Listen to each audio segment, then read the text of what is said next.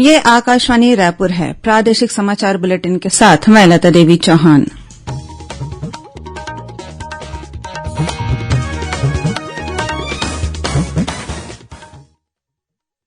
और अब पेश है आज के मुख्य समाचार। भानुप्रतापपुर विधानसभा उपचुनाव में प्रत्याशी चयन को लेकर रायपुर में आज कांग्रेस चुनाव समिति की बैठक हुई।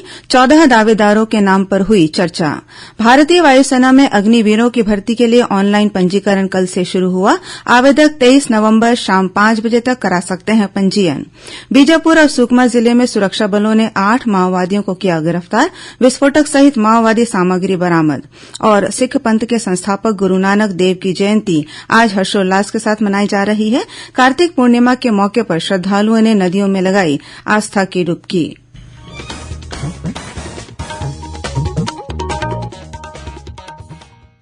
अब समाचार विस्तार से। भानुप्रतापपुर विधानसभा उपचुनाव में प्रत्याशी चयन को लेकर रायपुर स्थित राजीव भवन में आज कांग्रेस चुनाव समिति की बैठक हुई। बैठक में मुख्यमंत्री भूपेश बघेल, प्रदेश प्रभारी पीएल पूनिया, सह प्रभारी सप्तगिरी शंकर उल्का और प्रदेश अध्यक्ष मोहन मरकाम सहित प्रमुख पदाधिकारी शामिल हुए। बैठक के दौरान 14 दावेदारों के नाम पर चर्चा की गई। बताया जाता है कि दावेदारों में सावित्री मंडावी, कांग्रेस के प्रदेश उपाध्यक्ष बीरेश ठाकुर, जिला पंचायत अध्यक्ष हेमंत ध्रुव, जनपद उपाध्यक्ष सोनाराम तेता, विजय ठाकुर, ललित नरेठी और छेरकू तुलावी के नाम शामिल हैं। गौरतलब है कि विधानसभा उपाध्यक्ष और विधायक मनोज मंडावी का बीते 16 अक्टूबर को निधन हो गया था, जिसके बाद से भानुप्रतापपुर विधानसभा सीट रिक्त है। इस सीट पर हो रहे उपचुनाव के लिए 5 दिसंबर को वोट डाले जाएंगे। 8 दिसंबर को मतगणना होगी और इसी दिन परिणाम घोषित कर दिया जाएगा। भारतीय वायुसेना में अग्निवीरों की भर्ती के लिए ऑनलाइन पंजीकरण कल से शुरू हो गया है। आवेदक 23 नवंबर शाम 5 बजे तक पंजीकरण करा सकते हैं। परीक्षा अगले वर्ष 18 से 24 जनवरी तक ऑनलाइन माध्यम से आयोजित की जाएगी। गौरतलब है कि 4 वर्ष के लिए सशस्त्र बलों में युवाओं की भर्ती के लिए केंद्र सरकार ने कुछ महीने पहले अग्निपथ योजना को स्वीकृति दी थी। इस बीच उप महानिदेशक भर्ती ब्रिगेडियर दीपेन्द्र मनराय, सेना भर्ती के संचालक कर्नल एस रमेश और दुर्ग जिला रोजगार विभाग के उप संचालक आर के कुर्रे ने आज रैली स्थल और व्यवस्था का जायजा लिया। केंद्रीय रिजर्व पुलिस बल सीआरपीएफ के विशेष महानिदेशक नितिन अग्रवाल ने सुकमा जिले के बुरकापाल का दौरा किया। इस दौरान अतिरिक्त महानिदेशक ऑपरेशन वितुल कुमार भी उनके साथ थे। दोनों अधिकारियों ने सीआरपीएफ और कोबरा बटालियन के जवानों से मुलाकात कर उनका हौसला बढ़ाया। इस दौरान अधिकारियों ने बुरकापाल के शहीद स्मारक में पुष्प अर्पित कर शहीद जवानों को श्रद्धांजलि दी। इस अवसर पर सीआरपीएफ छत्तीसगढ़ के महानिरीक्षक साकेत सिंह और उप महानिरीक्षक अरविंद राय भी उपस्थित थे। इधर बीजापुर जिले में सुरक्षा बलों ने 4 माओवादियों को गिरफ्तार किया है। इनके पास से विस्फोटक सहित माओवादी सामग्री बरामद की गई है। बताया जाता है कि डीआरजी और सीआरपीएफ का संयुक्त दल तलाशी अभियान पर निकला था। इस दौरान बासागुड़ा और आवापल्ली थाना क्षेत्र में घेराबंदी कर इन माओवादियों को गिरफ्तार किया गया। वहीं सुकमा जिले में भी सुरक्षा बलों ने भेज्जी और चिंतलनार इलाके से 4 माओवादियों को गिरफ्तार किया है। केंद्रीय ग्रामीण विकास मंत्रालय के सचिव नागेंद्र नाथ सिन्हा ने वीडियो कॉन्फ्रेंसिंग के जरिए महिला लखपति पहल योजना के क्रियान्वयन की समीक्षा की। इस दौरान उन्होंने कहा कि योजना को कारगर ढंग से लागू कर महिलाओं के आर्थिक सशक्तिकरण को बढ़ावा देने की दिशा में सकारात्मक प्रयास किया जाना चाहिए। उन्होंने इस दिशा में राष्ट्रीय ग्रामीण आजीविका मिशन के साथ मनरेगा और अन्य योजनाओं का सहारा लेकर आजीविका संबंधी विभिन्न गतिविधियों से महिला स्व सहायता समूहों को व्यापक रूप से जोड़ने को कहा। इस वीडियो कॉन्फ्रेंसिंग से इस योजना में शामिल छत्तीसगढ़ के जिलों के कलेक्टर और वरिष्ठ अधिकारी भी जुड़े। गौरतलब है कि केंद्रीय ग्रामीण विकास मंत्रालय द्वारा पूरे देश के चयनित 100 जिलों में महिला लखपति पहल योजना का क्रियान्वयन किया जा रहा है। मुख्यमंत्री भूपेश बघेल ने आज रायपुर में पशुपालक ग्रामीणों, किसानों और भूमिहीन से 15 से 31 अक्टूबर तक खरीदे गए 2,35,000 क्विंटल गोबर के एवज में 4 करोड़ 69 लाख रूपये का भुगतान किया। साथ ही उन्होंने गन्ना उत्पादक किसानों को 68 करोड़ 90 लाख रूपये की बोनस राशि का ऑनलाइन अंतरण भी किया।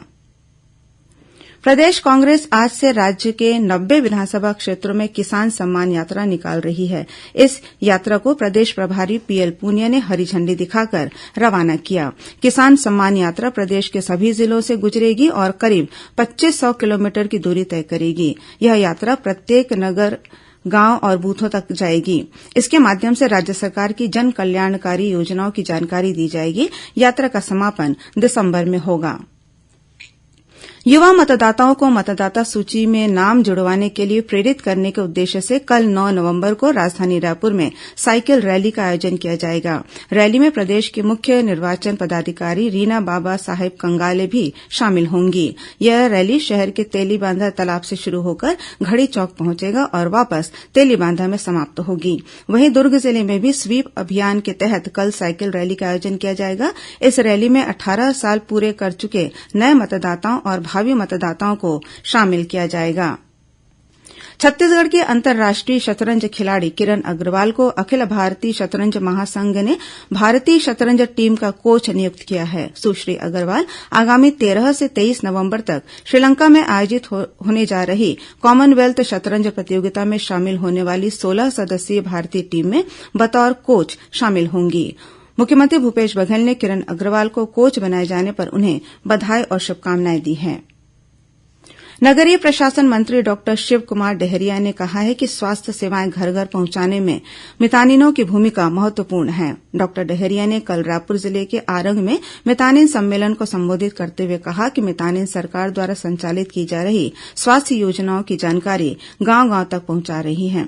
इस दौरान नगरीय प्रशासन मंत्री ने पारा गांव में हाईस्कूल भवन का लोकार्पण भी किया। प्रादेशिक समाचार आप आकाशवाणी रायपुर से सुन रहे हैं।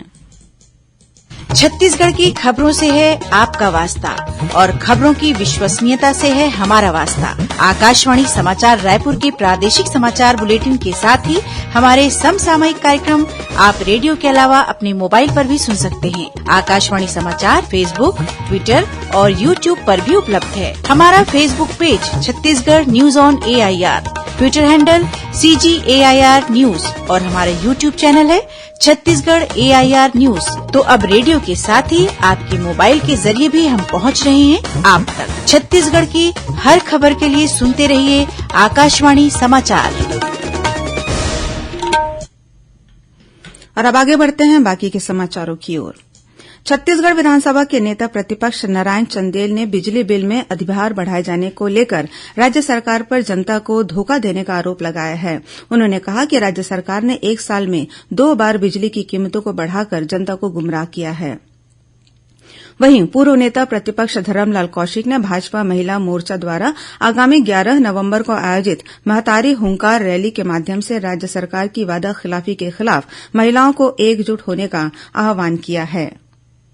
प्रदेश के उद्योग मंत्री कवासी लखमा ने कहा है कि academy of dance art and literature बादल के माध्यम से बस्तर की कला, संस्कृति और भाषा को संरक्षित कर नई पीढ़ी को हस्तांतरित करने का कार्य किया जा रहा है। उन्होंने बादल अकादमी के प्रवेश उत्सव कार्यक्रम में कहा कि संस्था को खैरागढ़ के कला विश्वविद्यालय से जोड़ने पर यहां अध्ययन करने वाले बच्चों को इसका लाभ होगा। बीते 24 घंटों के दौरान प्रदेश में हुए अलग अलग सड़क हादसों में 7 लोगों की मौत हो गई। रायगढ़ जिले के पुंजी पथरा थाना क्षेत्र में हुई सड़क दुर्घटना में 3 युवकों की मौत हो गई।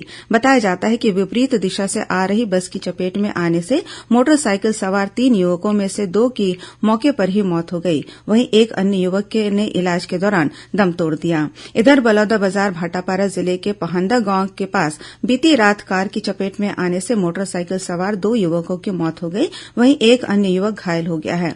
मृतक रिश्ते में जीजा साले थे। उधर राजनांदगांव जिले के डोंगरगांव नगर के करियाटोला के पास यात्री बस की चपेट में आने से मोटरसाइकिल सवार एक व्यक्ति की मौत हो गई। वहीं जांजगीर चांपा जिले के सुल्ताननार गांव में अज्ञात वाहन की चपेट में आने से 2 पहिया सवार एक व्यक्ति की मौत हो गई। घटना से गुस्साए लोगों ने मुआवजे की मांग को लेकर सड़क पर चक्का जाम किया। बाद में पीड़ित परिवार को 25,000 रूपये की आर्थिक सहायता देने के बाद लोगों ने चक्का जाम समाप्त किया। इस बीच उत्तर प्रदेश के प्रयागराज वाराणसी हाईवे में हंडिया के पास सड़क हादसे में बिलासपुर के कारोबारी सहित 3 लोगों की मौत होने की खबर है। सिखों के प्रथम गुरु और सिख पंथ के संस्थापक गुरु नानक देव जी की जयंती आज छत्तीसगढ़ सहित देशभर में हर्षोल्लास के साथ मनाई जा रही है। गुरु नानक जी की 153वीं जयंती के मौके पर आज राजधानी रायपुर सहित प्रदेश के विभिन्न जिलों में नगर कीर्तन निकाला गया। राष्ट्रपति द्रौपदी मुर्मू, उपराष्ट्रपति जगदीप धनखड़, प्रधानमंत्री नरेन्द्र मोदी, छत्तीसगढ़ की राज्यपाल अनुसुईया उइके और मुख्यमंत्री भूपेश बघेल ने गुरू नानक जयंती पर आम जनता को बधाई और शुभकामनाएं दी हैं। राज्यपाल और मुख्यमंत्री आज रायपुर के खालसा स्कूल में आयोजित गुरू नानक जन्मोत्सव कार्यक्रम में शामिल हुए। इस अवसर पर राज्यपाल ने कहा कि गुरू नानक देव जी ने धर्म और जाति के भेद को मिटाकर मानव कल्याण के लिए अपना जीवन समर्पित किया। मानव मात्र की सेवा ही उनके विचारों की प्रमुखता थी। वहीं मुख्यमंत्री ने कहा कि गुरू नानक जयंती पूरे मानवता का प्रकाश पर्व है। उन्होंने कहा कि खालसा पंथ की सबसे बड़ी विशेषता सेवा है। श्री बघेल ने कहा कि सिख समाज पूरे विश्व में सेवा कार्यों से जाना जाता है। वहीं आज कार्तिक पूर्णिमा है। इस मौके पर श्रद्धालुओं ने आज सुबह नदियों में पवित्र स्नान कर भगवान शिव की आराधना की। कार्तिक पूर्णिमा के अवसर पर प्रदेश के विभिन्न स्थानों पर मेले का आयोजन भी किया जा रहा है। मुख्यमंत्री भूपेश बघेल ने कार्तिक पुन्नी के अवसर पर आज तड़के रायपुर के महादेव घाट पहुंचकर खारून नदी में पुण्य स्नान किया। उनके साथ संसदीय सचिव विकास उपाध्याय सहित कांग्रेस के कई पदाधिकारियों और कार्यकर्ताओं ने आस्था की डुबकी लगाई।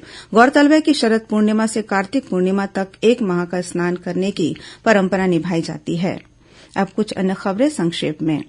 मुख्यमंत्री भूपेश बघेल ने आज पूर्व गृह मंत्री नंदकुमार पटेल की जयंती पर उनके चित्र पर पुष्प अर्पित कर उन्हें नमन किया। छत्तीसगढ़ माध्यमिक शिक्षा मंडल की हाईस्कूल और हायर सेकेंडरी परीक्षा वर्ष 2023 के नियमित छात्र छात्राओं की प्रायोगिक परीक्षा और प्रयोजन कार्य सभी मान्यता प्राप्त संस्थानों में 10 से 31 जनवरी के मध्य आयोजित करने का निर्णय लिया गया है।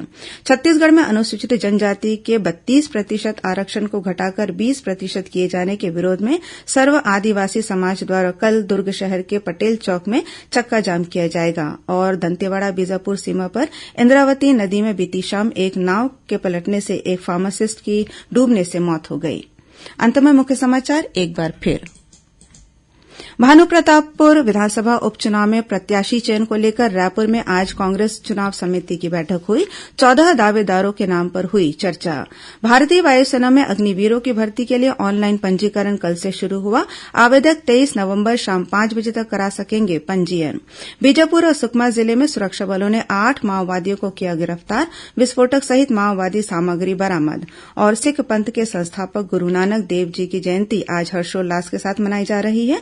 कार्तिक पूर्णिमा के मौके पर श्रद्धालुओं ने नदियों में लगाई आस्था की डुबकी। इसी के साथ प्रादेशिक समाचार बुलेटिन समाप्त हुआ। नमस्कार।